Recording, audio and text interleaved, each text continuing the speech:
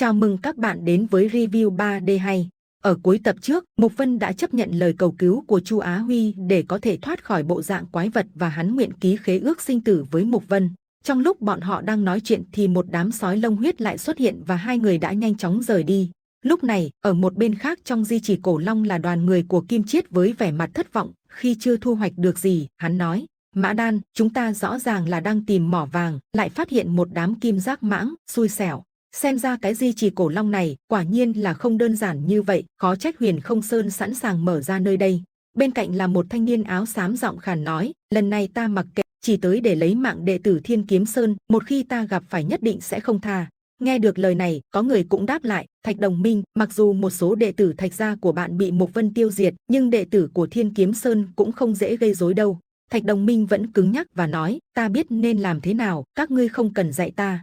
Bây giờ Mục Vân không ở Thiên Kiếm Sơn, hai người Chu Tử Kiện không phải là đối thủ, ta không sợ.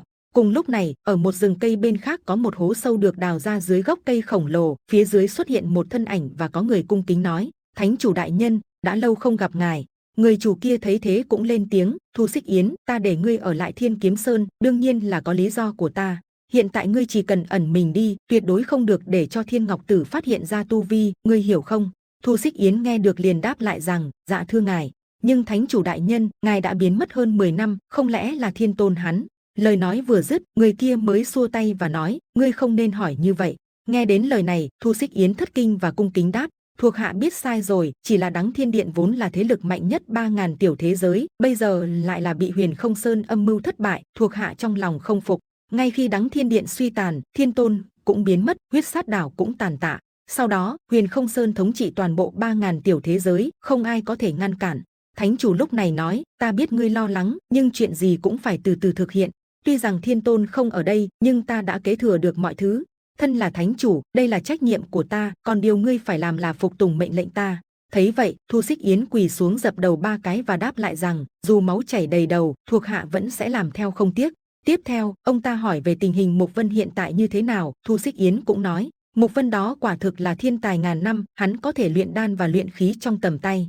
Điều quan trọng nhất là thông thạo kiếm thuật, hiểu được tâm kiếm, thực lực của hắn còn kinh khủng hơn nhiều. Nghe được lời này, ông ta cũng ngạc nhiên rồi hỏi tiếp: thế so với ngươi thì như thế nào? Thấy thế, Thu Xích Yến liền nói: với toàn lực của mình, hắn tự nhiên không phải là đối thủ, nhưng nếu bị áp chế cảnh giới, thuộc hạ cũng không phải đối thủ của hắn. Lúc này, ông ta càng thấy kinh hãi trước thực lực đáng sợ của Mục Vân. Ngươi sắp lên vũ tiên cảnh mà cũng không phải đối thủ của hắn, xem ra tiểu tử này không phải tầm thường. Đến đây là hết tập 336 Vô Thượng Thần Đế. Xin chào và hẹn gặp lại các bạn ở những video tiếp theo.